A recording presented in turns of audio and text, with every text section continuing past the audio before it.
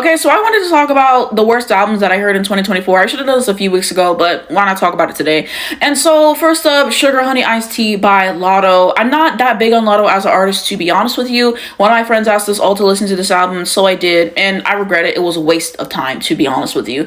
And so, it's like every now and again, Lotto can have good moments. She's a very streaky artist, and she's inconsistent, which is why I don't really care for her music, to be honest with you. She had that good verse on that Anderson .Paak song, and, Put It on the Floor Again, I thought was decent, but for the most part, I don't care for her songs. And this album was so bad. This album was so bad. I need all of these female rappers to stop trying to be Doja Cat. That's what I need in 2025, please. And a lot of this melodic rap, it's just not giving what has to be gave. It's just very lazy, auto-tune melodyne singing, and I'm tired of it.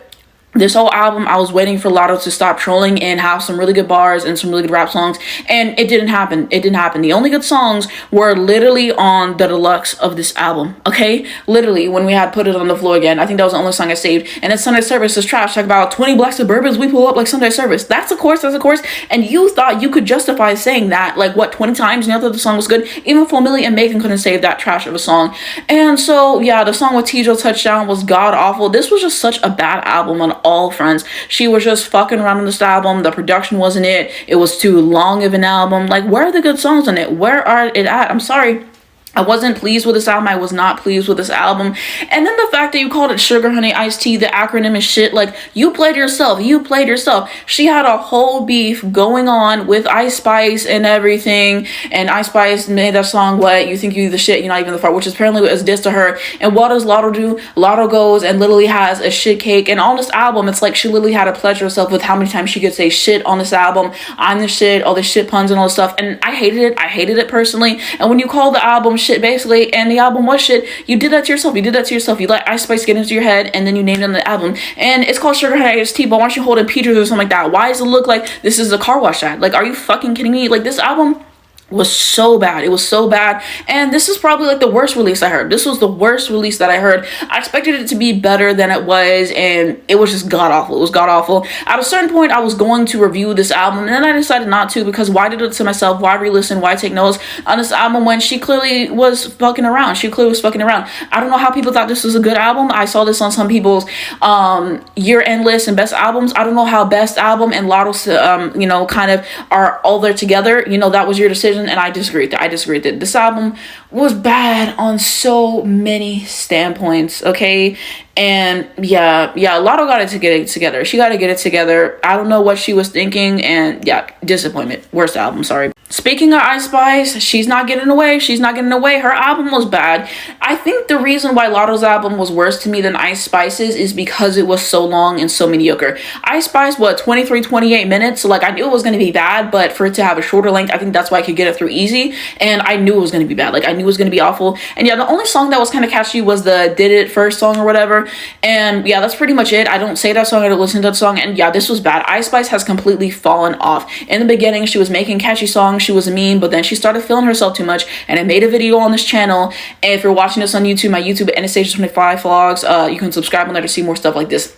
But I basically said, why I think Ice Spice is going to fall off, why she's not going to have longevity. And she keeps proving me right, okay? She started taking herself too seriously. She started not putting in as much work in her songs. She started saying, oh, I don't really want to hear feedback on my music. So you can improve, so you can get better, so you can not start making the same shit over and over and over and over again. This album was uninspired. Her performances were awful. The production wasn't really doing a whole lot for me. These bars were a fucking joke. This album was awful, okay? And I knew that Ice Spice wasn't going to be for me anymore necessarily whenever I heard the song Deli. Deli was when I clicked it. I'm like, oh, she's just gonna keep doing the same thing and writing it out. And Ice Spice fall off has to be studied and one for the books. I knew this album was gonna be bad, and I just listened to it for another video that I was doing at some point last year. But yeah, it was awful. It takes the cake. Next up, we got JT's album, City Cinderella. This album, the only good songs were the intro and Okay. That's literally the only good songs on this album. Okay, I didn't know that Okay was JT's song, but that was actually a catchy song for what it's worth. But the whole album, the productions weren't great. I think she actually samples that song by Salt and Peppa, and and they should cite an injunction for that. I don't know why you approved that sample. I guess money was tight. I don't know, but it was awful. It was awful. The productions weren't necessarily my favorite. Her rapping on this is awful. Why are you fighting with the beat the whole fucking album? This is awful. This is awful. This is not a good body of work. Songwriting on here was piss poor. JT coming to what, the fucking parking lot? Because that's the only place people are gonna come to see you perform. Fuck JT. Fuck JT. It shouldn't be this hard for you to rap or be on your own album. How did the label and the executives hear this and say, maybe you should go in and retool it and not sound like you're fucking struggling to stay on the beat? I thought you were a rapper. I thought that's what you're supposed to be doing. Fuck this album. This album was fucking awful. It was fucking awful. Coming home, yeah. This album is probably one of the better albums on this list. I think that this album was kind of mid at best. I think I gave it a 4 or 5 out of 10. I reviewed this on YouTube in a stage of 25.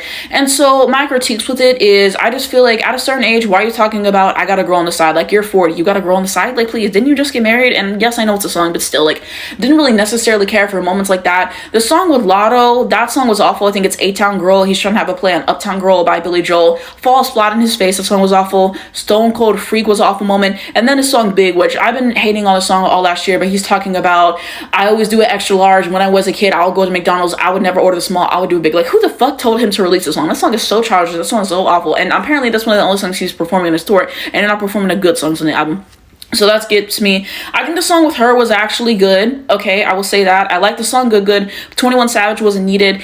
In my opinion, Luckiest Man is a really good song. So there are some good moments on here. Very inconsistent, however, too long. The deluxe songs did absolutely nothing for me. So yeah, 4 or 5 out of 10. It just lacked in a lot of big ways. And also they put too much autotune and Melodyne in his voice. So yeah, a few good songs, but it's not really worth a listen in my opinion. Next up, I got Gratitude, Mary J. Blige. So I did a whole video on this channel actually. And I talked about why this album was a disappointment, and I went track by track. So if you wanted to see my in-depth thoughts on that, you guys can check the video. If you're watching this on YouTube, I will try to link that below and on the end screen for you guys. But long story short, her vocal performances on here, she is struggling. She had a line where she says, can I make it through the day? And you could just hear the pain. You could hear the pain. There's moments where she starts feeling herself. She sounds awful. The background vocals sound awful. The production, the songwriting on here isn't great. It needed more bridges. The features on here are awful. Yeah, how's it Gratitude and you pissed off? The only thing she has gratitude for is the amount of money she's going to make off this album and the upcoming tour. But this album was god-awful. God-awful. This should not have been her last album. I don't care. Do a compilation album. Find some stuff that you haven't released and do it that way. But this was an awful way to go out if this is her last album. Absolutely not. Absolutely not. Dua Lipa, Radical Optimism. So honestly, what was there to be optimistic about with this album outside of Training Season and These Walls and maybe another song or two?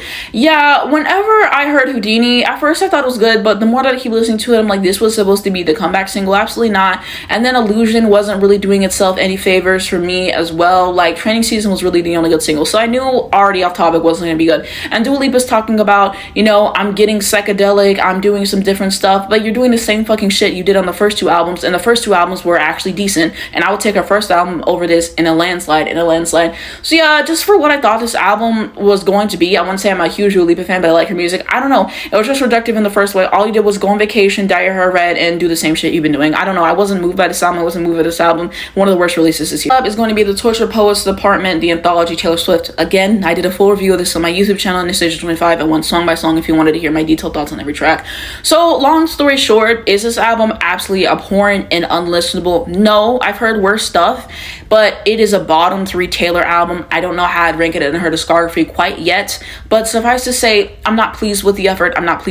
There were some decent songs, okay, but Daddy I Love Him was good, So Long London, The Smallest Man Who Ever Lived, Peter is one of my favorite Taylor Swift songs all time now, I would say, and The Alchemy. So there's some good stuff on here. However, this is an album, production on here is bland. If you were going here and this was your first Taylor Swift album, do not think that this is what Taylor Swift does. Please, I beg. Go listen to 1989, go listen to Red, go listen to Folklore. That's more Taylor's wheelhouse, you know. There's some good songwriting moments on here, but overall we have stuff like the title track, which I felt like was a disappointment songwriting wise. Vocal performances on here are kind of stale. I don't know, there's just not a whole lot of this album to love, to really latch onto. It's really a production issue with me. I don't know, it kind of feels like she phoned it in some fashion and everything, and it's like at a certain point, and I've been saying this, Taylor Swift, it feels like at points she's making music more for the acclaim and for the Grammys and the awards more than the artistry of it. And there's moments on here where the artistry peeks through and it's great. But this album, in all summation, was a disappointment for me. So yeah, these are the worst albums that I heard in 2024. Wanted to make its own video and everything.